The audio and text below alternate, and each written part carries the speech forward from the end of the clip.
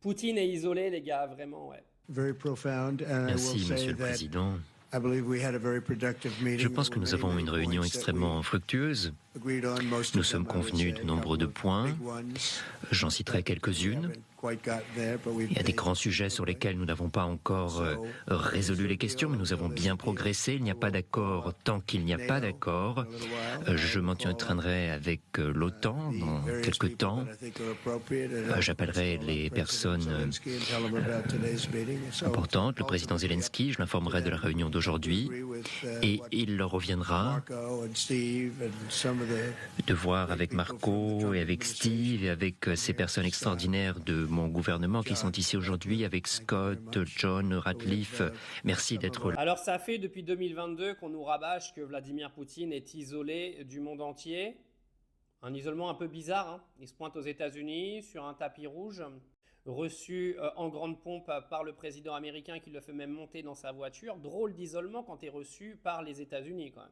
Poutine a encore montré aux yeux du monde entier hier qu'il n'était absolument pas isolé, mais pas du tout. Il a même réussi à diviser l'intégralité des États-Unis. Parce que là, je peux vous dire que les démocrates, ils ont bien les boules. Pendant que les républicains, eux, doivent clairement se ranger derrière leur idole Donald Trump et donc derrière le fait qu'il ait reçu Vladimir Poutine comme si c'était son meilleur ami. Donc Poutine, en une visite, a même réussi à diviser les États-Unis. Bravo. Mais la question qu'il faut se poser, puisque vu que les Occidentaux passent leur temps à répéter que Vladimir Poutine est isolé, expliquez-moi qui est isolé aujourd'hui, qui n'est pas convié aux négociations, qui n'est pas convié aux discussions.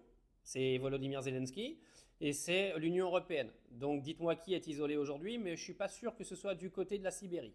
Parce qu'en parlant d'humiliation, je tiens quand même encore une fois à rappeler aux gens que Vladimir Poutine est sous mandat d'arrêt international de la part de la CPI, que les États-Unis ne reconnaissent pas la CPI, donc il peut se balader aux États-Unis autant qu'il veut, les États-Unis ne sont pas dans l'obligation de l'arrêter. Mais les États-Unis ont même fait mieux que ça. Ils ont reçu Vladimir Poutine comme si c'était, je sais pas, Neymar ou Lionel Messi, quoi.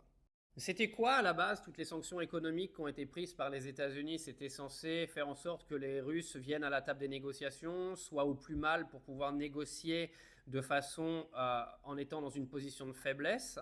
Aujourd'hui, on se rend compte que les sanctions, elles ont servi à rien parce que de toute façon, les Russes ont trouvé des accords avec d'autres partenaires stratégiques et qu'ils ont même augmenté aujourd'hui leur économie parce que leur PIB va très bien. La Russie continue de vendre son gaz, continue de vendre son pétrole. Ils ont signé des deals de partout avec l'Asie, l'Afrique, le Moyen-Orient. Et hier, Vladimir Poutine s'est pointé aux États-Unis et a été reçu comme une rockstar. Drôle d'isolement, hein. Hier, ce qui s'est passé, c'est une énorme gifle dans la gueule de l'Occident, parce qu'en plus Poutine s'est pointé aux États-Unis en ne signant aucun cessez-le-feu ni négociation de quoi que ce soit dans l'arrêt des attaques. Les gens ont voulu montrer dans l'Occident que Poutine était un paria du monde. Il a été reçu par le président des États-Unis d'Amérique. Ils ont voulu réduire Poutine au silence. Il parle encore plus fort aujourd'hui.